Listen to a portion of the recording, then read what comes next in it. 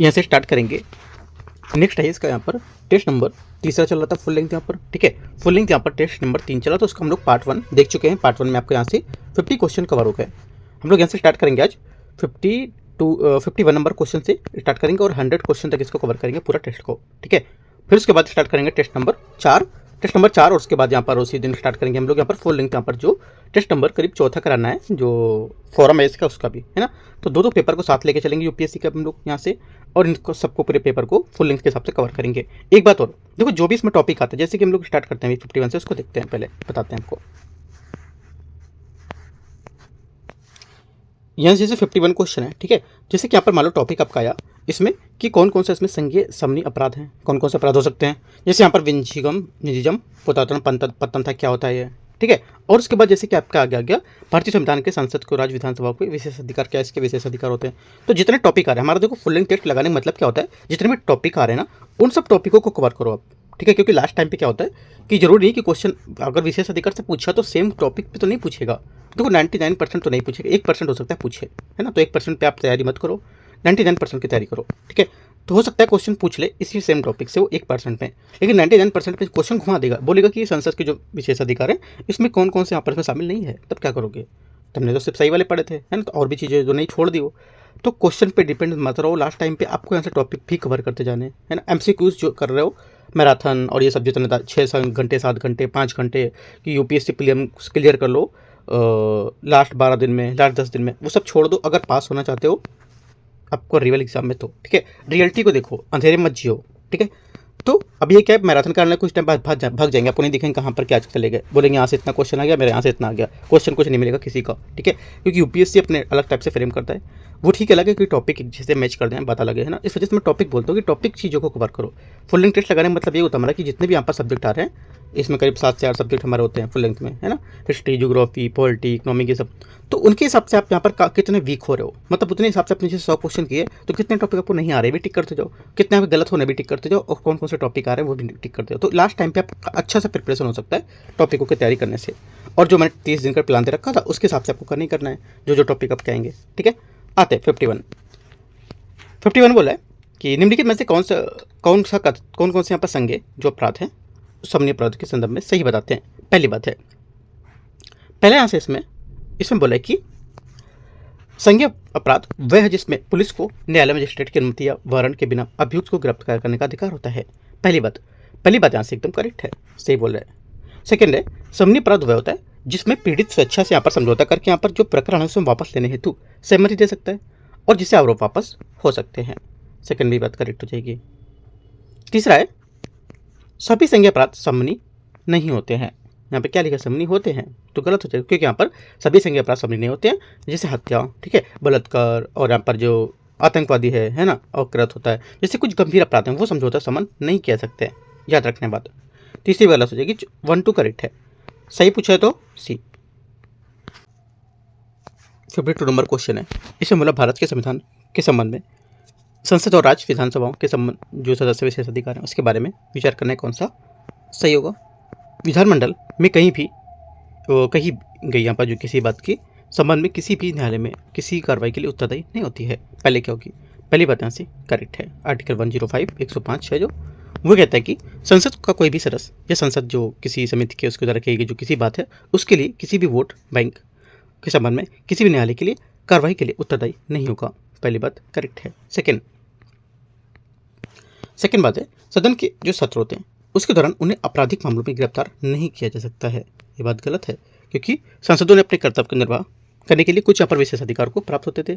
ऐसा ही एक विशेष अधिकार संसद के सत्र के दौरान गिरफ्तारी से मुक्ति है, यद्यपि ये विशेष अधिकार केवल दीवानी मामलों तक ही सीमित रहेगा, ठीक है। तो ओनली 1 करेक्ट है यहाँ से। क्वेश्चन 53 है, निम्नलिखित में से किन निकायों की नियुक्ति राज्य के राज्यपाल द्वारा की जाती है, लेकिन उन्हें हटाने का जो अधिकार होता है वो केवल भारत के राष्ट्रपति के पास होता है। तो कौन कौन सा होगा, देखो एक तो पहला स्टेटमेंट यहाँ से करेक्ट है, राज्य निर्वाचन आयोग है ना, SEC जिसको बोलते हैं। आर्टिकल 243 के का अंतर्गत राज्य निर्वाचन आयोग की नियुक्ति राज्यपाल द्वारा की जाती है, लेकिन हटाता कौन है इसको, जिसको हटाता है राष्ट्रपति, ठीक है। राज्य मानवाधिकार आयोग के सदस्य, ये भी बात करेक्ट है, ठीक है। तीसरा, राज्य लोक सेवा आयोग के सदस्य, ये भी बात करेक्ट है। तीनों बातें सही है। आंसर क्या होगा 53 का क्वेश्चन के अकॉर्डिंग यहाँ से डी स्टेटमेंट करेक्ट है। 54 है, आवधिक श्रम बल सर्वेक्षण जो है उसके बारे में विचार करना है। श्रम बल भागीदारी दर LFPR ये उस जनसंख्या का प्रतिशत होता है जो कामकाजी है। पहला क्या होगा? 54 का पहला स्टेटमेंट यहाँ से गलत है, क्योंकि श्रम बल सहभागिता दर को कुल जनसंख्या में श्रम में जो बल भागीदारी है उसमें शामिल करने वाले व्यक्ति हैं जो काम कर रहे हैं या काम की तलाश कर रहे हो उनमें प्रतिशत के रूप में परिभाषित करते हैं। पहला क्या होगा? गलत है। सेकंड, बेरोजगारी दर ये कुल जनसंख्या में बेरोजगार व्यक्तियों का प्रतिशत होता है। सेकंड गलत है, क्योंकि बेरोजगारी दर श्रम बल में शामिल व्यक्तियों को बेरोजगार व्यक्तियों में प्रतिशत होती है और इसकी गणना पूरी आबादी के आधार पर नहीं की जाती है। ठीक है, जिसमें बच्चे, छात्र, सेवानिवृत्त व्यक्ति शामिल होते हैं जो काम की तलाश में नहीं होंगे वो, तो ये बात गलत हो जाएगी। दोनों बातें गलत है। Answer D. 55 है 55 नंबर क्वेश्चन। वित्तीय स्वास्थ्य सूचकांक 2025 के संबंध में निम्नलिखित में से कौन सा कथन यहाँ पर सही होगा? बताना है आपको। तो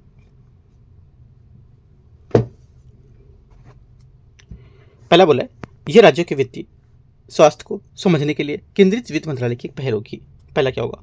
पहला स्टेटमेंट यहाँ से इसका जो है ये गलत है। क्यों? क्योंकि यहाँ पर राजकोषीय स्वास्थ्य सूचकांक नीति आयोग के पहले, ना कि केंद्रीय वित्त आयोग या वित्त मंत्रालय की। इसे सहकारी संघवाद को बढ़ावा देने और राज्यों को अपने यहाँ पर जो राजकोषीय प्रदर्शन सूचकांक है उसके लिए पर एक डेटा आधारित जो ढांचा है उसे प्रदान करने के लिए विकसित किया गया था।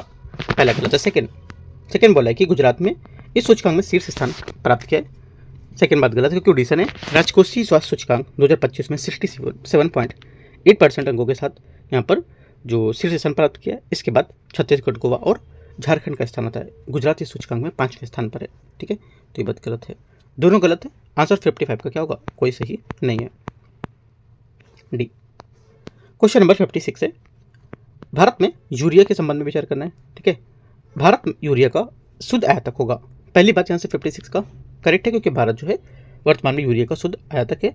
सेकेंड बात है यूरिया का अधिकतम खुदरा मूल्य MRP जो होता है भारत सरकार द्वारा तय किया जाता है। सेकेंड भी करेक्ट है। ठीक है, तीसरा, यूरिया पर सब्सिडी कृषि और औद्योगिक दोनों उपयोगों के लिए दी जा सकती है या दी जाती है। तीसरी बात यहाँ से गलत होगी, क्योंकि यूरिया सब्सिडी का उद्देश्य केवल कृषि उपयोग वास्तव में सब्सिडी वाले यूरिया के उद्योग जैसे प्लाईवुड, कपड़ा है ना, पशु आहार, उसके अवैध रूप में स्थानांतरित करने पर कड़ी कार्रवाई की जा सकती है। यही मुख्य रूप कारण है कि सरकार ने नीम की परत चढ़ाना अनिवार्य कर दिया है।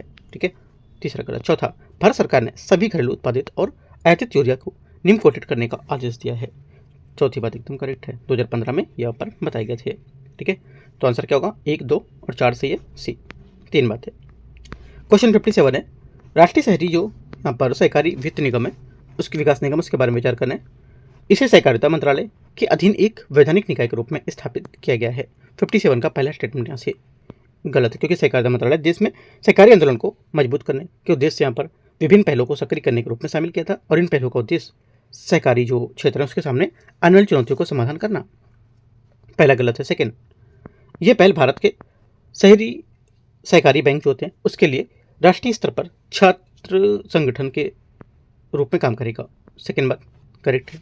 तीसरा, छात्र मतलब क्या होता है? छात्र मतलब जैसे अम्ब्रेला संगठन है ना। अम्ब्रेला संगठन क्या होता है?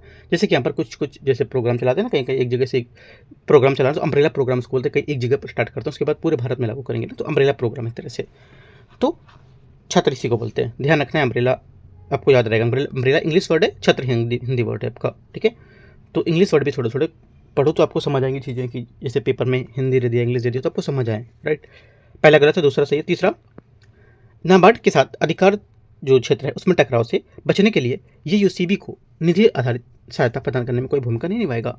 यूसीबी क्या है? यूसीबी मतलब यहाँ पर जो सहकारी बैंक है ना। तो तीसरी बात क्या होगी? तीसरी बात यहाँ से गलत है, क्योंकि भारत में जो यूसीबी है इस क्षेत्रों के लिए राष्ट्रीय स्तर के अम्ब्रेला संगठन के रूप में NUCFDC की भूमिका होती है। ये निधि आधारित और यहाँ पर गैर निधि आधारित जो गतिविधियाँ उसका संचालन करेगा। ठीक है, तो ये गलत हो जाएगी। सिर्फ दूसरी बात करेक्ट है यहाँ से। 57 का आंसर केवल 2, तो केवल 2 तो है नहीं। यहाँ पूछा चाहिए था कौन सा सही नहीं है ना, 1 और 3, तब आपका आंसर यहाँ 1 और 3 भी नहीं है। तो अपना यहाँ पे आंसर लिख लेते हैं, केवल 2 यहाँ पर क्या होगा? सही होगा। केवल 2 लिख लो इसकी जगह। ठीक है, आगे आते हैं। क्वेश्चन नंबर 58 है। 58 यहाँ से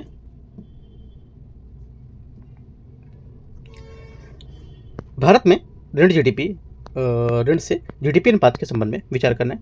ऋण से जीडीपी अनुपात पिछले वर्षों में राजकोषीय घाटों का संचयी प्रभाव दर्शाता है, जबकि वित्तीय घाटा केवल 1 वर्ष के ऋण आवश्यकताओं को दिखाता है। 58 का क्या होगा? 58 का पहला स्टेटमेंट यहाँ से क्या होगा? बस सोचो आप। पहला स्टेटमेंट यहाँ से जो रहेगा इसका, ये क्या होगा? करेक्ट है, सही है एकदम, क्योंकि यहाँ पर ऋण जीडीपी से अनुपात जो होता है वो किसी देश के कुल बकाया सार्वजनिक ऋण से उसके सकल घरेलू उत्पाद के प्रतिशत के रूप में दर्शाता है। इसलिए ये पिछले सभी राजकोषीय घाटों का ब्याज भुगतान और अधिशेष के संचयी और दीर्घकालिक प्रभाव को प्रतिबिंबित करता है। ठीक है, तो पहला सही है। सेकेंड बात है, सेकेंड यहाँ से होगा भारत सरकार का जो ऋण है इससे जीडीपी अनुपात वर्तमान 50% से अधिक है। सेकेंड बात करेक्ट है, 50% से अधिक है, करीब 56.1%। ठीक है, दो में से आपकी दूसरी बात करेक्ट है। पहली बात क्या थी? पहली बात भी करेक्ट थी, है ना, दोनों सही है, तो सी यहाँ से आंसर हो गया।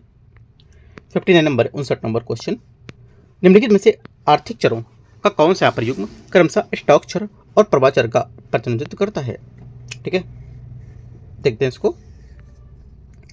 आंसर जाएगा 59 का करेक्ट आंसर यहाँ से ये होगा का मुद्रा आपूर्ति और सकल घरेलू उत्पाद। ये यहाँ से क्या होगा? इसका करेक्ट आंसर हो जाएगा। ठीक है, 59 में देखो यहाँ पर जो क्या बोला था इसमें, स्टॉक चर। स्टॉक चर होता क्या? स्टॉक चर ये एक ऐसी मात्रा होती है जिसमें किसी विशिष्ट समय पर मापा गया, है ना, संचित राशि, उसको दर्शाता है, याद रखना है। आगे आते हैं क्वेश्चन नंबर यहाँ से 59 हो गया। 60 नंबर क्वेश्चन, 60 नंबर, भारत की जो मुद्रास्फीति लक्षित है उसके बारे में विचार करना है। ढांचे के तहत यहाँ पर कौन सी मुद्रास्फीति निर्धारित करी जाती है? करेक्ट आंसर 60 का हो जाएगा। ये भारत सरकार रिजर्व बैंक के परामर्श से, कहने का मतलब कि भारत की मुद्रास्फीति में जो लक्षित ढांचे हैं उसके तहत कौन सी मुद्रास्फीति लक्ष्य निर्धारित करेगा या कौन करेगा? तो करेक्ट आंसर यहाँ से क्या होगा? सी यहाँ से करेक्ट आंसर होगा। 61 है, निम्नलिखित में से कथनों पर विचार करना है। यूपीआई सुविधा और इसके क्या लाभ होते हैं? यूपीआई 123 पे, है ना, यूपीआई 123 पे, ये क्या होता है? देखो ये क्या है, यहाँ पर उपयोगकर्ता को उन फीचर को फोन यूपीआई लेन देन की अनुमति देता है जिसमें इंटरनेट कनेक्टिविटी नहीं होती है। ये इंटरनेट रहित चैनल इंटरेक्टिव वॉइस रिस्पॉन्स, जिसको IVR बोलते हैं, है ना, इसमें मिस्ड कॉल और ऐप आधारित कार्यक्षमता जैसे विकल्पों का उपयोग होता है। पहली बात करेक्ट है। यूपीआई सर्कल क्या होता है? यूपीआई सर्कल यहाँ पर जो है उपयोगकर्ताओं को यहाँ पर विश्वसनीय संपर्क को भुगतान करने को लेकर यहाँ पर सक्षम बनाना, जिससे यहाँ पर परिभाषित करना और उनके नियमों को भी यहाँ पर भुगतान शुरू करने से देखरेख करना, ये भी करेक्ट होगा।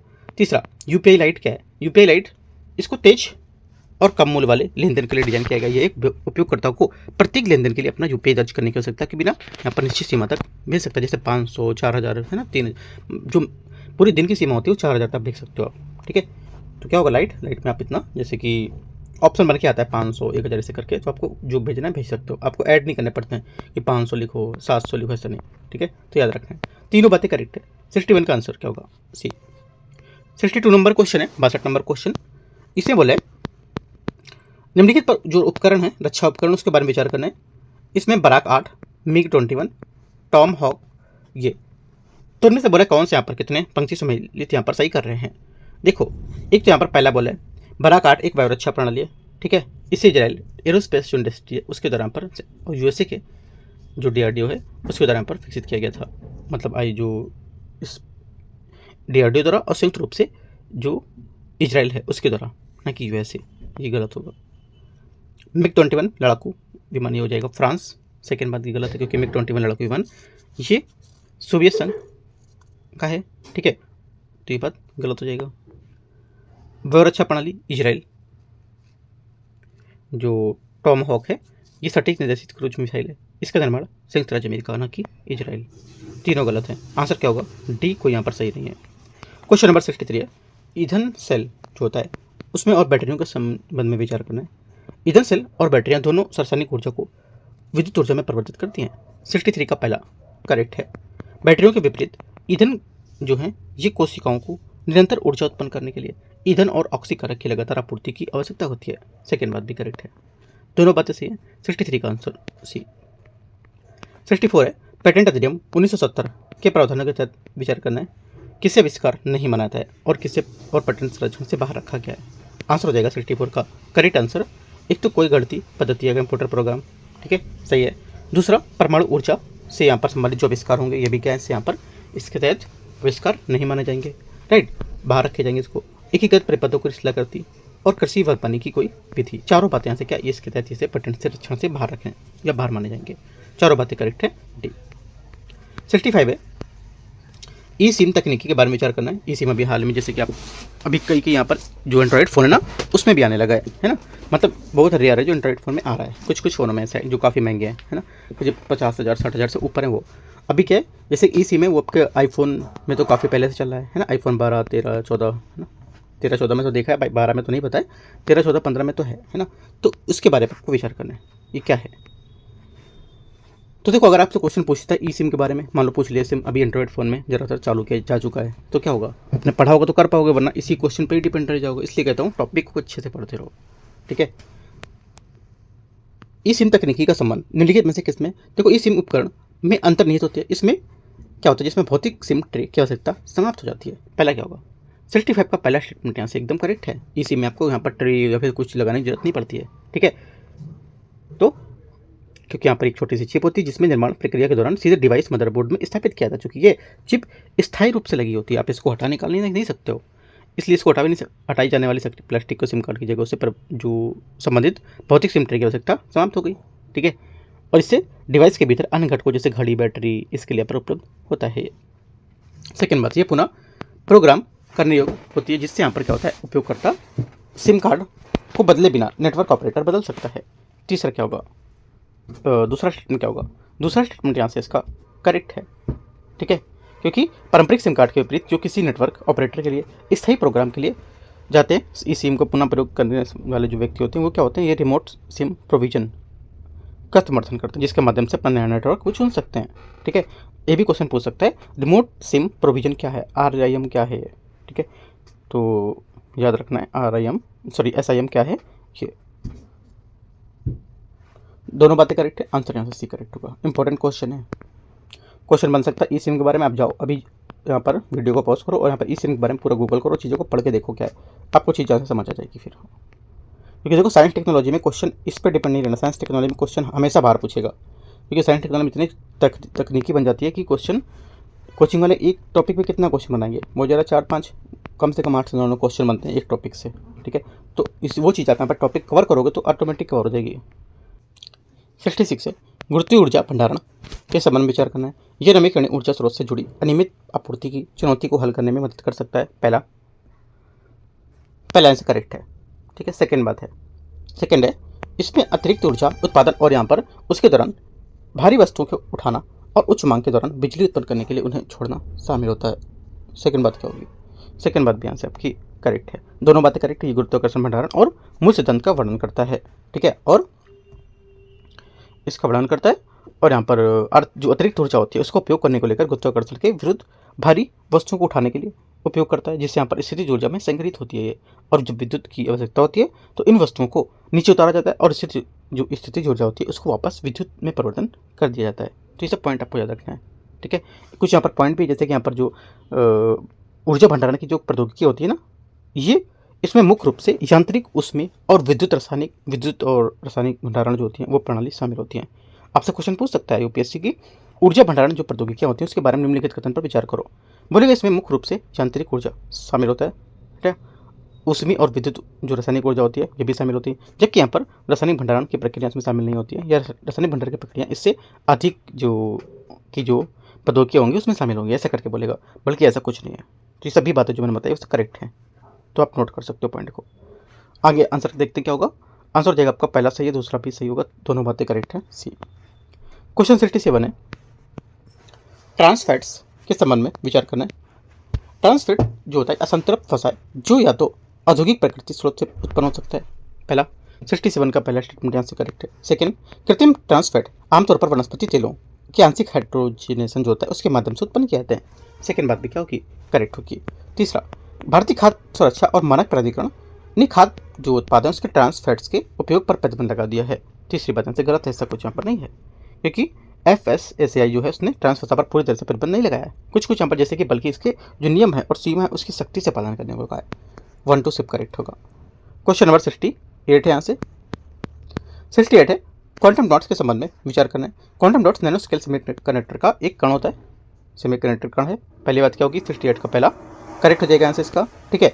सेकेंड बात क्या होगी, ये जो प्रकाश उत्सर्जित करते हैं उसका यहाँ पर रंग उसके आकार पर निर्भर करता है, क्योंकि यहाँ पर जो प्रकाश क्या करेंगे उत्पन्न करेंगे उत्सर्जित करते हैं उसका रंग यहाँ पर उसके आकार पर निर्भर करेगा। ऐसा क्या सही है ये बात, देखो सेकंड बात यहाँ से एकदम करेक्ट है, एकदम सही बात है, ठीक है।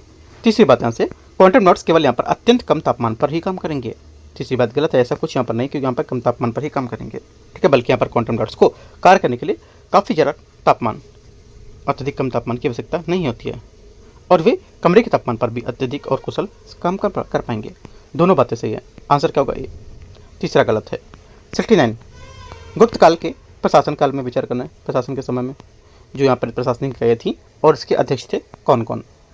प्रदेश बोला विषयपति, पहला क्या होगा? पहला करेक्ट है, क्योंकि प्रदेश यहाँ पर जो है ये विषयपति, बात सही है इसकी। सेकेंड, भुक्ति क्या होती थी? उपारिका, है ना, उपारिका, ये भी बात करेक्ट है। तीसरा है तीसरा बोला ग्राम, ग्रामाध्यक्ष, ये बात गलत है, क्योंकि यहाँ पर ग्राम जो है ये विषयों को गांव में विभाजित करता था, और ग्रामाध्यक्ष कहलाने वाला ग्राम प्रधान ग्राम बुजुर्गों की मदद से गांव के मामलों की देखरेख करता था, है ना। ये बात गलत है कि 1 2 सिर्फ इसका करेक्ट आंसर होगा। आंसर क्या होगा? सी करेक्ट आंसर है। आगे आते हैं क्वेश्चन नंबर 70 है।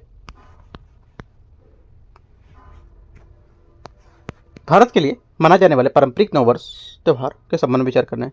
पारंपरिक यहाँ पर त्यौहार और यहाँ पर इससे संबंधित राज्य। सोजिबू चेईरौबा कश्मीर, पहली बात क्या होगी? मुझे तो गलत लग रही है, पहली बात क्या होगी इसकी? अच्छा, मैच करना है ना, ये मतलब मैंने कहा था गलत है, कश्मीर नहीं होगा इसका ना। तो 70 का जो पहला हो जाएगा ये क्या हो जाएगा? ये हो जाएगा आपका 31 मणिपुर, सही बात है ना। क्योंकि देखो कुछ कुछ चीज़ें नाम से ही पता चलती हैं यहाँ के होंगी या नहीं, ठीक है। तो ऐसे भी आप सोच सकते हो, अगर यहाँ पे पता होता कि ये नहीं है तो आपको सिर्फ 2 ही बचते, तो आप कर सकते थे क्वेश्चन, ठीक है। तो इतना आपको माइंड लगाना है। उगादी क्या होता है? उगादी आपका कहाँ सुना है नाम आपका? उगादी आंध्र प्रदेश, है ना, सही है, हाँ ठीक है। और नवरे है, नवरे आपका कश्मीर, क्योंकि देखो नवरे है, नवरोज, ये सब आपका एक, आप अगर मैच करते तो ये तो था इसका, ये तो इसका था नहीं, तो आप एक दो स्टेटमेंट ऐसे एलिमिनेट कर सकते थे, ऐसे अगर क्वेश्चन आएंगे तो, ठीक है। हर चीज़ याद नहीं किया सकती, कुछ कुछ माइंड से भी यूज करो चीज़ें, क्योंकि देखो यूपीएससी के कम से कम 10 क्वेश्चन ऐसे होते हैं, 8 से 10 क्वेश्चन जो आप माइंड अपना लगा करके 10 में कम बोला हूँ, 10 से 15 मान सकते हो, अपने थोड़ा सा माइंड यूज करके आप क्वेश्चन सॉल्व कर सकते हो, और करीब 40 क्वेश्चन आप पढ़ के कर सकते हो गए कितने? 55 क्वेश्चन हो गए, पास हो गया, ठीक है। इतना सा आपको माइंड चाहिए, कुछ ज़्यादा मेहनत भी नहीं करनी है। लेकिन बहुत लोग क्या है, पढ़ रहे हैं, पढ़ते जा रहे हैं, सुबह से उठाया शाम रात तक पढ़ते चले जा रहे हैं, इतना नहीं पढ़ना है। वो चीज़ों को देखो, समझो चीज़ों को, क्या क्या बोल रहे हैं, क्या क्या कहना चाह रहे हो, है ना। बाकी माइंड फ्री रखो, दुनियादारी से अलग रखो, वो क्या हो रहा, वहाँ क्या हो रहा, वहाँ कौन लड़ गया है, क्या, कोई मतलब नहीं, छोड़ दो सब कुछ जो हो रहा है, देखा जाएगा क्या होगा, ठीक है। तो अपने पे फोकस रखो, जब तक पेपर है तब तक, है ना। आते हैं 70 हो गया आपका, क्या होगा? 70 का आंसर बी करेक्ट है। 71 है कर्नाटक और यहाँ पर हिंदुस्तानी जो संगीत इसके संबंध में विचार करना है। हिंदुस्तानी संगीत ने फारसी और अरबी प्रभाव को आत्मसात किया, जबकि यहाँ पर कर्नाटक संगीत है उसको काफ़ी हद तक स्वदेशी शैलियों के अनुसार विकसित किया था। पहली बात यहाँ से करेक्ट है। सेकंड बोला कि यहाँ पर हिंदुस्तानी संगीत में कर्नाटक की संगीत की तुलना में आसुरचना पर अधिक बल दिया गया है। सेकेंड बात क्या है? सेकेंड बात भी करेक्ट है, ठीक है। तीसरा, वाड़ी और यहाँ पर जो मृदकम है ये हिंदुस्तानी संगीत से संबंधित है, जबकि यहाँ पर सितार संतूर कर्नाटक के संगीत से संबंधित होगा। ये बात यहाँ से क्या होगी?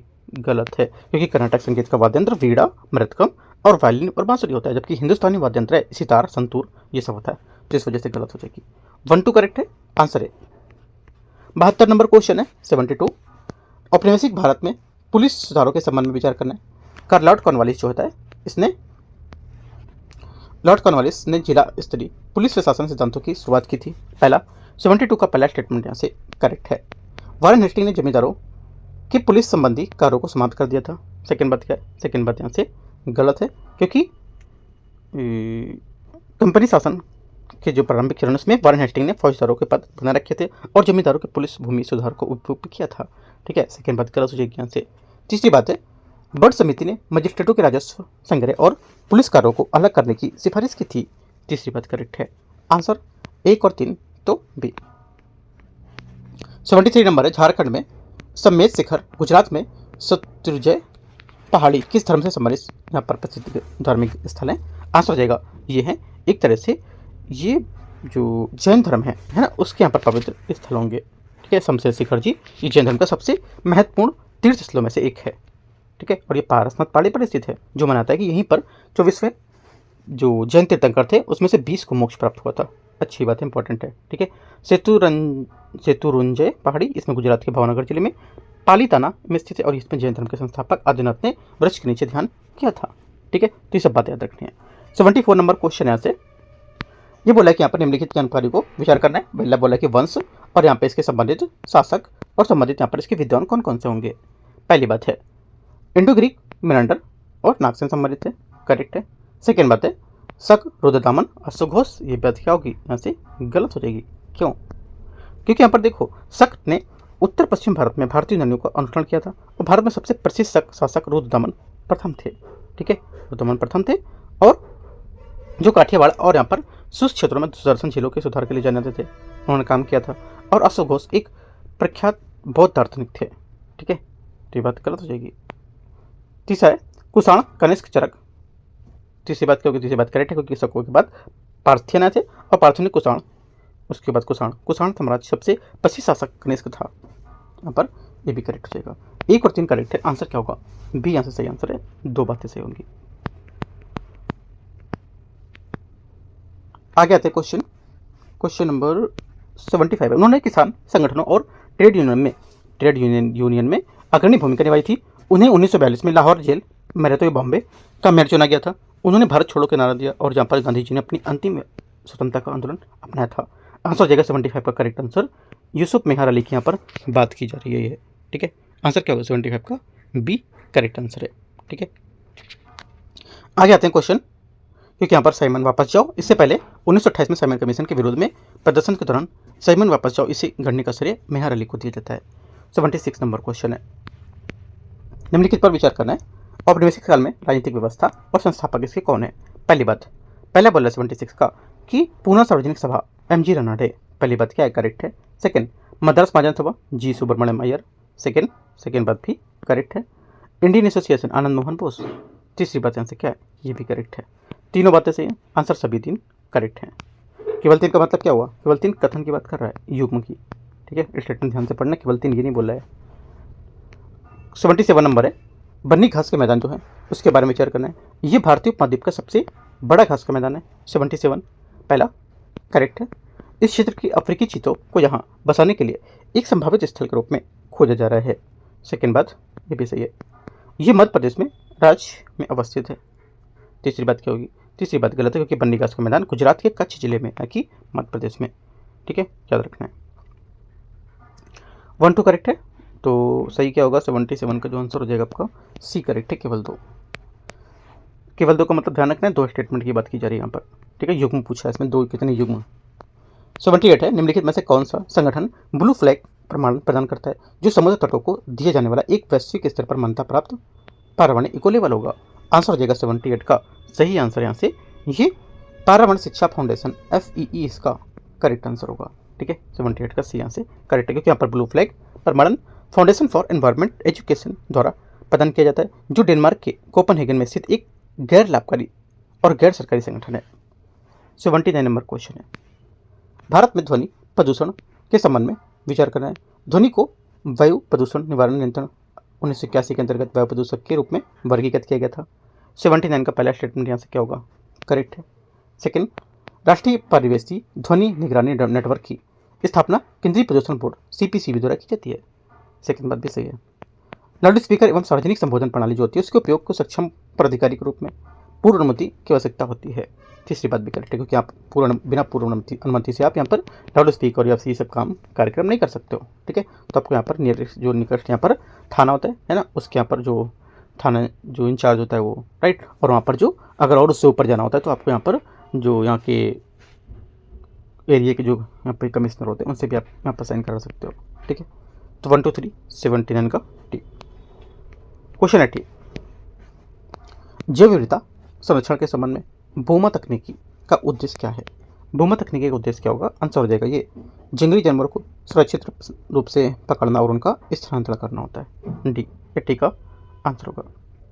81, घड़ियाल के संबंध में विचार करना है। पहला है जो समानता गहरी और तेज प्रभाव वाली नदी प्रणालियों में निवास करते हैं। पहली बात है करेक्ट है। सेकंड, ये सभी जीवित क्रोकोडिलियन प्रजाति में सबसे बड़े होते हैं। सेकंड बात यहाँ से क्या होगी? ये गलत है क्योंकि खारे जल मगरमच्छ के सभी जीवित मगरमच्छों का सबसे बड़ा होता है जिसकी लंबाई 6 से 7 मीटर यहाँ पर और उससे अधिक भी हो सकती है। जबकि नर जो घड़ियाल होते हैं वो काफ़ी लंबे 5 से 6 मीटर और मछली को अपने विशेष आहार को लेकर बताते हैं काफ़ी हल्के और कम भारी भी होते हैं। सेकेंड बात भी गलत हो जाएगी, ठीक है, ये बड़े बता रहे हैं तो गलत हो गया। ये केवल भारत में ही पाए जाते हैं, स्थानीय के भारत में पाए जाने मतलब क्या, भारत में स्थानिक होना है ना, ये एंडेमिक होना जिसको बोलते हैं इंग्लिश में। तो तीसरी बात क्या, तीसरी बात ऐसे गलत है क्योंकि घड़ियाल भारत में देश स्थानिक नहीं है, मतलब देश चीज़ में पूरी तरह से यहाँ पर स्थानिक नहीं पाए जाते हैं, तो गलत हो जाएगा क्योंकि यहाँ पर ये करीब लगभग 90% आबादी यहाँ पर है, ठीक है, लेकिन नेपाल में भी यहाँ पर पाए जाते हैं, तो गलत हो जाएगी बात। सिर्फ एक बात करेक्ट है, आंसर 81 का ए करेक्ट है, ये मतलब केवल एक बात सही है। क्वेश्चन नंबर 82 राष्ट्रीय ध्रुवी एवं समुद्री अनुसंधान केंद्र के बारे में विचार करना है। ये भारत के विशिष्ट आर्थिक क्षेत्र EEZ के भूवैज्ञानिक सर्वेक्षण के प्रमुख भूमिका निभाता है। पहली बात 82 का करेक्ट है। सेकंड, ये भारत के अंटार्कटिक अनुसंधान स्टेशन में मैत्री और भारतीय के प्रबंधन के लिए उत्तरदायी होगा। सेकंड बात भी सही है। तीसरा है, ये विज्ञान और प्रौद्योगिकी मंत्रालय के प्रशासनिक नियंत्रण के अंतर्गत काम करता है। तीसरी बात गलत है क्योंकि ये पृथ्वी विज्ञान मंत्रालय के प्रशासनिक नियंत्रण के अधीन एक स्वायत्त अनुसंधान और विकास संस्था है, न कि विज्ञान और प्रौद्योगिकी मंत्रालय के अधीन। इसका मुख्यालय वास्को डी गामा गोवा में स्थित है, ठीक है। 1 2 करेक्ट है, तीसरा गलत होगा। क्वेश्चन 83 नई स्टार्टअप जो संधि है, नई स्टार्ट संधि के बारे में विचार करना है। ये संयुक्त राज्य अमेरिका और रूस के बीच एक त्रिपक्षीय समझौता होगा। 83 का पहला स्टेटमेंट करेक्ट है। इसका मुख्य उद्देश्य राजनीतिक जो नाभिकीय ध्वंसाग्र हैं उसमें उन्हें ले जाने वाले जो वाहन है उसको सीमित करना होगा। सेकंड बात क्या है, सेकंड बात यहाँ से ये भी करेक्ट है, दोनों बातें यहाँ से सही है, ठीक है। न्यू स्टार्ट जो संधि है इसकी समाप्ति के साथ यहाँ पर 50 वर्षों से अधिक समय पर पहली बार विश्व में 2 सबसे बड़ी परमाणु शक्तियों जिनके पास 5000 से अधिक परमाणु हथियार हैं ऐसे को विश्व का सामना करने पड़ा है और उनके सामरिक परमाणु शस्त्रागार पर कोई बाध्यकारी सीमा नहीं है, ठीक है। तो क्या होगा, दोनों बातें यहाँ से सही हो जाएंगी इसकी। 84 नंबर है, वेनेजुएला के संबंध में विचार करना है। माराकाइबो झील प्रशांत महासागर से जुड़ा एक प्रमुख पेट्रोलियम उत्पादन केंद्र है। पहली बात क्या होगी, पहली बात यहाँ से गलत है क्योंकि माराकाइबो झील तेल उद्योग का एक केंद्रीय क्षेत्र है और ये एक चैनल द्वारा वेनेजुएला की खाड़ी से जुड़ा हुआ है जिसके परिणामस्वरूप झील का उत्तरी भाग खारा है, पहला गलत है। सेकंड, लानोस प्रदेश वेनेजुएला में अवस्थित सवाना एक विशाल मैदान क्षेत्र होगा, सेकंड बात करेक्ट है। तीसरा, गयाना या जो यहाँ पर है गयाना उच्च भूमि में स्थित एंजल जलप्रपात विश्व का दूसरा सबसे ऊंचा जलप्रपात होगा, तीसरी बात गलत है क्योंकि एंजल जलप्रपात जो होता है ये विश्व का सबसे ऊंचा जलप्रपात है। वेनेजुएला के करीब 2/5 भाग है उसके अधिक स्थित गयाना जो उच्च भूमि पर स्थित होगा और यहाँ टेपुई नामक विशाल बलुआ पत्थर से ढकी हुई चोटियाँ मिलती हैं, ठीक है। और इसे एंजल जो जलप्रपात है इसका घर भी बताते हैं, राइट। तो यहाँ पर गुयाना होगा, राइट। तो क्या होगा, तीसरी बात यहाँ से गलत है। 1 गलत है, तीसरा भी गलत है, सिर्फ 2 करेक्ट है। 2 करेक्ट है तो आंसर यहाँ से सही पूछा है तो 1 गलत है और 3 गलत है, 2 बातें गलत हैं तो 2 आंसर हो जाएंगे। क्वेश्चन नंबर 85 है, निम्नलिखित में से कौन सा विकल्प H1B वीज़ा का सर्वोत्तम रूप से वर्णन करता है। आंसर हो जाएगा खबरों में था जो करेक्ट आंसर 85 का ये हो जाएगा, किसी विशिष्ट व्यवसाय में कार्यरत विदेशी श्रमिकों के लिए वीजा श्रेणी। बी आंसर क्या होगा इसका, सही आंसर 85 नंबर का। 86 नंबर है, भारत के कुछ जनजातीय क्षेत्रों में प्रचलित मानकी मुंडा प्रणाली किससे संबंधित है। आंसर हो जाएगा 86 का करेक्ट आंसर, ये संबंधित है हो जनजाति के बीच जो सामाजिक राजनीतिक विवाद है उसके समाधान के लिए एक स्वशासी तंत्र है, ठीक है। क्वेश्चन नंबर 87, निम्नलिखित देशों पर विचार करना है। जॉर्डन, लेबनान, फिलिस्तीन, तुर्की और सऊदी अरब। इनमें से कितने बोला कि देश जो है सीरिया के साथ सीमा यहाँ पर साझा करते हैं, बाउंड्री लगती है इनकी जो। आंसर हो जाएगा 87 का, सीमा साझा करने का मतलब क्या होता है कि बाउंड्री टच होती है दूसरे से, है ना। तो क्या होगा आंसर 87 का, एक तो पहला, ठीक है, दूसरा आपको हो जाएगा लेबनान और एक आपको हो जाएगा गलत चौथा। ये सिर्फ 1 2 4 यहाँ पर जो ये स्टेटमेंट इसका करेक्ट होगा। जो सीरिया की सीमाएं 5 देशों के समुद्र तल से लगती है जैसे कि उत्तर में तुर्की, पूर्व में इराक, दक्षिण में जॉर्डन, है ना, दक्षिण पश्चिम में इजराइल और लेबनान और पश्चिम में भूमध्य सागर की इसकी सबसे लंबी सीमा 900 किलोमीटर से अधिक तुर्की के साथ लगती है। ये भी पूछ सकता है क्वेश्चन, सबसे अधिक सीमा किसके साथ लगती है तो तुर्की के साथ। और 3 और 5 जो है इसमें फिलिस्तीन और सऊदी अरब इसमें नहीं होगा।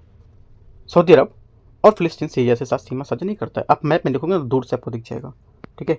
तो क्या होगा आंसर 87 का ए करेक्ट है। 88 नंबर क्वेश्चन है, 88 नंबर। इसमें बोला है कि विशेष विवाह अधिनियम SMA 1954 के बारे में विचार करना है। व्यक्तिगत कानूनों के विपरीत विशेष विवाह अधिनियम धार्मिक रीति रिवाजों या समारोह की आवश्यकता के बिना विवाह की अनुमति देता है। 88 का पहला स्टेटमेंट यहाँ से क्या होगा, ये करेक्ट है। दूसरा है इस अधिनियम के तहत विवाह करने वाले जो व्यक्ति हैं उसको विरासत से संबंधित मामले जो होते हैं अब व्यक्तिगत कानूनों द्वारा शासित नहीं होते हैं। सेकंड बात भी सही होगी, दोनों बातें यहाँ पर सही है। 88 का आंसर सी। 89 नंबर क्वेश्चन है, भारत सरकार द्वारा विशेष रूप से कमजोर जो होते हैं जनजातीय समूह पीबीटी जैसे उनकी पहचान के लिए निम्नलिखित में से कौन सा मानदंड उपयोग किया जा सकता है। आंसर हो जाएगा 89 का करेक्ट आंसर इनका उपयोग करते हैं वो ये जाएगा। एक तो कृषि पूर्व यहाँ पर पदों की स्तर, ठीक है, बात सही है। सेकंड बात यहाँ से कि साक्षरता का निम्न स्तर होना चाहिए, आर्थिक पिछड़ापन और घटती अस्थिर जनसंख्या, चारों बातें यहाँ से करेक्ट है। आंसर क्या होगा, डी सही है। क्वेश्चन 90, भारत और जो निम्नलिखित में से किन देश में के बीच बन्नारहाट समाज से रेलवे लाइन स्थापित करने का प्रस्ताव था। आंसर हो जाएगा 90 का करेक्ट आंसर, ये भूटान इसका करेक्ट आंसर है, डी नंबर, ठीक है, डी आंसर सही आंसर हो जाएगा। क्वेश्चन नंबर 91 है, कार्बन फार्मिंग के संबंध में विचार करने कथन 1 कथन 2। ये नया क्वेश्चन है और अच्छा है, नया टॉपिक है, इंपॉर्टेंट है। कार्बन फार्मिंग जो होता है ये उसका उद्देश्य यहाँ पर कृषि और एक जो शुद्ध कार्बन है उसके स्रोत से कार्बन सिंक में बदलना, जिससे क्या होता है मिट्टी और वनस्पति का जो कार्बन अवशोषण है वो बढ़ सकता है। क्या होगा, पहला एकदम सही बात बता रहे हैं, ठीक है। सेकेंड बात है, और जो ये क्या करता है यहाँ पर ये जो जुताई करना है ना, वानिकी करना, कृषि की फसल का आवरण, मृदा जैसी जो विधि है उसको काफ़ी अच्छा से बढ़ाना होता है, मृदा की उर्वरता को भी बढ़ाता है, पहला सही है।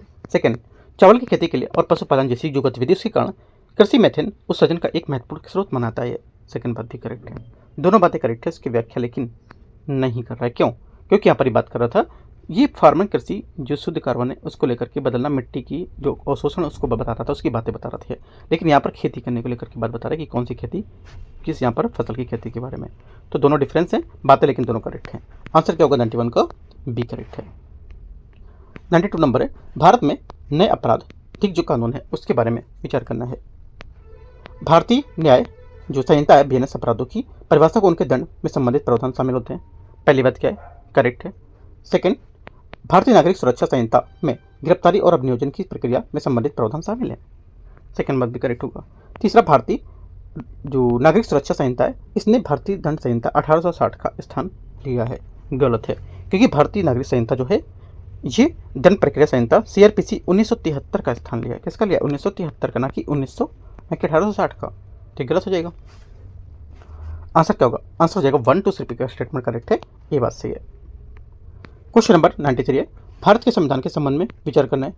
किसी राज्य के राज्यपाल के रूप में नियुक्त होने वाले की योग्यता भारत के राष्ट्रपति के रूप में नियुक्त होने की योग्यता के समान होनी चाहिए। 93 का पहला गलत है, ऐसा कुछ यहाँ पर नहीं है, क्योंकि राज्यपाल और राष्ट्रपति के लिए अर्हताएं जो योग्यताएं होती हैं समान नहीं होती हैं। ठीक है, इंपॉर्टेंट बात है, ठीक है। दूसरी बात है, राज्यपाल हमेशा मंत्रिपरिषद द्वारा दी गई सलाह के अनुसार काम करने के लिए बाध्य नहीं होता है। ये बात करेक्ट है, हमेशा बात नहीं होगा वो, आर्टिकल 163 के अनुसार। ठीक है, आगे तीसरी बात है, तीसरी बात बोल रहा है कि ये प्रश्न है कि मंत्रियों द्वारा राज्यपाल को कोई सलाह दी गई है या नहीं, ये किसी भी न्यायालय में प्रश्न नहीं पूछा जा सकेगा। तीसरी बात यहाँ से करेक्ट है, तो 2 और 3 सही है। आंसर क्या होगा, बी। क्वेश्चन नंबर 94 है, 94 बोला है, हिंद महासागर क्षेत्र में स्थित विभिन्न चैनलों को सही विवरण बताना है। कौन सा होगा, सूची 1 और सूची 2। ठीक है, 8 डिग्री चैनल 94 है, इसका हो जाएगा पहला ए का 2 जो 8 डिग्री चैनल है मालदीव और मिनिकॉय। ठीक है, दूसरा बी 10 डिग्री चैनल, बी का 1 हो जाएगा अंडमान निकोबार द्वीप समूह, राइट। और ग्रेट चैनल जो आपका हो जाएगा ये सुमात्रा और निकोबार में, राइट। जो आपका अगला है कोको चैनल, आपका म्यांमार और उत्तरी अंडमान में। आंसर क्या हो जाएगा, 94 का करेक्ट आंसर ऐसे ही है। 95 है, निम्नलिखित देशों पर विचार करना है। United kingdom, France, Spain, Germany, Italy. 5 बातें, इनमें से कौन सा देश प्रधान मध्यम रेखा पर स्थित नहीं है, प्रधान मध्यम रेखा पर स्थित नहीं है। आंसर हो जाएगा 95 का करेक्ट आंसर यहाँ से ये, एक तो जर्मनी और दूसरा इटली है ना, जर्मनी और इटली। यहाँ से क्या होगा, इसका करेक्ट आंसर होगा, राइट। 96 नंबर है, निम्नलिखित पर महासागरीय जो क्षेत्र है उसके उष्णकटिबंधीय चक्रवात के नामकरण के बारे में विचार करना है। क्षेत्र और उष्णकटिबंधीय चक्रवात का नाम, पहला क्या होगा, पहला बोला है कि पश्चिमोत्तरी अटलांटिक और कैरेबियन सागर। पहली बात यहाँ से टाइफून तो गलत होगी, क्योंकि पश्चिमी अटलांटिक उत्तरी जो कैरेबियन सागर है आने वाले उष्णकटिबंधीय चक्रवातों को हरिकेन कहा जाता है, टाइफून नहीं कहते हैं। पश्चिमी उत्तरी प्रशांत महासागर को क्या कहते हैं? हरिकेन। महासागर हट गया यहाँ से ना, इसको हरिकेन कहते हैं। सेकंड भी गलत है, क्योंकि यहाँ पर इसको क्या कहते हैं? इसको टाइफून कहा जाता है, हरिकेन नहीं कहा जाता है। बंगाल की खाड़ी और अरब सागर को ये चक्रवात कहते हैं, ये बात एकदम सही है, साइक्लोन। केवल 3 बात सही है, केवल तीसरा नंबर की बात सही है। स्टेटमेंट क्या होगा हमसे आंसर? केवल 3। अगर यहाँ पे लिखा होता केवल 1, केवल 2, केवल 3, तो आपको केवल 1 मानना होता। ठीक है। क्वेश्चन नंबर 97 है, सवाना बायोम के जो संबंध में विचार करना है। बृहत यहाँ पर वन, शाकाहारी और मांसाहारी जंतुओं की उपस्थिति के कारण इसमें प्राय बड़े शिकार के देश का देश यहाँ पर कहा जाता है। पहली बात स्टेटमेंट यहाँ से क्या होगी? पहला स्टेटमेंट यहाँ से आपका 97 का ये करेक्ट है, क्योंकि यहाँ पर सवाना बायोम का प्राय बड़े शिकार का देश कहा जाता है, क्योंकि यहाँ पर जंगली शाकाहारी जो होते हैं और मांसाहारी की बड़ी आबादी का समर्थन करता है। ठीक है, पहला सही है। सेकंड बात है, सेकंड यहाँ से स्टेटमेंट है इसका, ये बोला है कि यहाँ की जो वनस्पति में मुख्य रूप से लंबी घासें, ठीक है, और यहाँ पर छटपुट सूखा प्रतिरोधी वृक्ष शामिल होते हैं। सेकंड बात भी करेक्ट है, जैसे कि यहाँ पर लंबी घासें और साथ में बबूल और जो बाओ जैसे यहाँ पर छटपुट सूखा प्रतिरोधी है वो भी वृक्ष यहाँ पर पाए जाते हैं, जो ये वृक्ष मौसमी सूखे स्थितियों की अनुकूल बताते हैं। तीसरी समानता भूमध्य रेखीय जो क्षेत्र उसमें पाया जाता है और पूरे वर्ष पर समान रूप से भारी वर्षा भी करते हैं। तीसरी बात यहाँ से क्या होगी? ये गलत है, क्योंकि सवाना जो समानता एक समान वर्षा वाले भूमध्य रेखीय क्षेत्र में नहीं पाया जाता है, और ये उष्णकटिबंधीय आर्द्र शुष्क जलवायु क्षेत्र में पाया जाता है, जिसकी विशेषता स्पष्ट आर्द्र और शुष्क ऋतु है, ना कि पूरे वर्ष पर वर्षा। तीसरा गलत है, ओनली 1 2 करेक्ट हो जाएगा। 98 नंबर है, भारत में पश्चिमी विक्षोभ के संबंध में विचार करना है। ये भूमध्य सागरीय क्षेत्र में उत्पन्न होने वाले शीतोष्ण चक्रवात होते हैं। पहला स्टेटमेंट यहाँ से करेक्ट है। सेकेंड, उस उपोष्णकटिबंधीय जो पश्चिमी जलधारा द्वारा इन्हें शीत ऋतु के दौरान भारत की ओर ले जाया जाता है। सेकेंड बात यह भी करेक्ट है। इसके कारण होने वाली शीतकालीन वर्षा उत्तर पश्चिम भारत में खरीफ फसलों के लिए लाभकारी होती है। तीसरी बात यहाँ से गलत है, क्योंकि पश्चिमी विक्षोभ के कारण जो होने वाली शीतकालीन वर्षा मुख्य रूप से उत्तर पश्चिम भारत में रबी फसलों के लिए लाभदायक होती है, ना कि खरीफ फसलों के लिए, तो ये गलत हो जाएगी। ओनली 1 2 करेक्ट है। 99 नंबर क्वेश्चन है, इसने बोला भारत में स्थित निम्नलिखित पर्वतीय दर्रे जो होते हैं उसमें पश्चिम से पूर्व की ओर क्रमबद्ध लगाना है। देखो लगाएंगे तो क्या आएगा? इसका आएगा पहला आपका यहाँ से जोजिला है ना। जोजिला क्या होगा? ये आपका जम्मू कश्मीर स्थित श्रीनगर को लेकर जोड़ता है, ये पश्चिमी हिमालय में स्थित है। शिपकिला हो गया, ये हिमाचल प्रदेश में भारत चीन सीमा पर स्थित है। ठीक है, तो 1। उसके बाद आपका आएगा नाथुला जो है सिक्किम भारत चीन सीमा पर है। उसके बाद आपका जाएगा 41235 है ना, 35 ये करेक्ट आंसर है। यहाँ से सी या बी? हाँ, सी आंसर करेक्ट आंसर इसमें 99 में। क्वेश्चन 100 यहाँ से समताप मंडली जो यहाँ पर वायु विलय है उसके अंतक्षेपण के बारे में विचार करना है। ये क्या पर भू इंजीनियरिंग टेक्निक है, ठीक है, जिसका यहाँ पर जो उद्देश्य होता है समताप मंडल में सल्फर डाइऑक्साइड यहाँ पर अंतक्षेपित करके वैश्विक जो तापमान है उसमें वृद्धि को कम करता है। 100 का पहला यहाँ से करेक्ट है। सेकेंड, ये मुख्य यहाँ पर ज्वालामुखी उद्गारों के बाद देखे जाने वाले प्राकृतिक शीतलन प्रभाव से प्रेरित होते हैं। सेकेंड बात सही होगा। तीसरा, ये पृथ्वी की सतह से निकलने वाले दीर्घ तरंग जो विकिरण होते हैं उसके अवशोषण को कम करता है। तीसरी बात यहाँ से गलत होगी, क्योंकि SAI जो है, SAI मतलब ये बहुविलय जो वायु विलय जो होता है अंतक्षेपण, इसको बोलते हैं। ये क्या होता है? इसका केंद्र बिंदु पृथ्वी से बाहर जाने पर दीर्घ तरंग विकिरण पर नहीं, बल्कि यहाँ पर आने वाले लघु तरंग विकिरण पर होता है, तो ये गलत हो जाएगी। ये आने वाले सौर विकिरण परिवर्तन को एल्बिडो बढ़ाता है। चौथी बात सही है। पाँचवा बोला है ये वायुमंडल से कार्बन डाइऑक्साइड जो होता है उसको हटाता है और ग्रीनहाउस गैस की सांद्रता को कम करता है। गलत है, क्योंकि यहाँ पर ये एक सौर विकिरण प्रबंधन तकनीकी, ना कि कार्बन डाइऑक्साइड निष्कासन, तो गलत होगा। 5वां गलत है और तीसरा गलत था, और पहला दूसरा सही था और चौथा सही है। 1 2 4 सही है ना, करेक्ट आंसर ये। तो इस टाइप से यहाँ पर 100 क्वेश्चन आपके नेक्स्ट ISS के कवर हो गए। यहाँ पर जो टॉपिक है उन टॉपिक को मैं फिर से बोल रहा हूँ, टॉपिक को बहुत अच्छे तरीके से कवर करो। समताप मंडल जो वायु अंतक्षेपण क्या होता है ना, ये भी अच्छा टॉपिक है, हो सकता है क्वेश्चन यहाँ से बन जाए, राइट।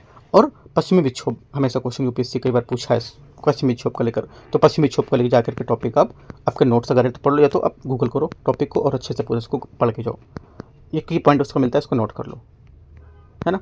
और यहाँ से जैसे सवाना बायो में, ये भी अच्छा टॉपिक है, जहाँ पर इसको भी अच्छे से और रीड कर सकते हो इसकी एक्स्ट्रा बातें को। तो देखो ये जो फुल लेंथ टेस्ट होते हैं हमारा, इसको लगाने का यही मतलब होता है कि यहाँ पर आप कितने सब्जेक्ट में कितने जो टॉपिक का क्वेश्चन, जैसे मान लो पॉलिटी के 3 क्वेश्चन आए, हिस्ट्री के 4 आए, ज्योग्राफी पे 8 आए, तो इतने क्वेश्चन मिला के कितने क्वेश्चन आप किसके सही कर पा रहे हो वो आप करो। प्लस यहाँ पर टॉपिकों को जरूर ध्यान से रखो कि क्या क्या टॉपिक यहाँ से इस टेस्ट से सीख पाए हैं। जैसे मान लो जो टेस्ट नंबर 3 था, नेक्स्ट है इस ये पूरे टेस्ट से आपने क्या क्या सीखा है। मेन इंपॉर्टेंट बात है, इनपुट दे रहे हो तो आउटपुट कितना निकल रहा है ना, कुछ निकल रहा है या नहीं, आप कुछ इससे सीख पाया नहीं, वो चीज़ बहुत इंपॉर्टेंट है फुल लेंथ टेस्ट लगाने को लेकर। इसीलिए फुल लेंथ टेस्ट यहाँ पर लगाया जाता है, यानी कि आप लगा रहे हो, करते चले जा रहे हो रहा है गलत, सही होने दो, सही हो रहा है होने दो, सीखो भी इनसे कुछ, ठीक है। एंड करते हैं से इसको, बाकी कुछ पूछना रहता तो आप पूछ सकते हो, है ना। All the best, thank you. और आज हम लोग देखेंगे, कोशिश करेंगे कि फोरम का भी टेस्ट यहाँ पर फुल लेंथ आज कराऊँ मैं, ठीक है। देखते हैं।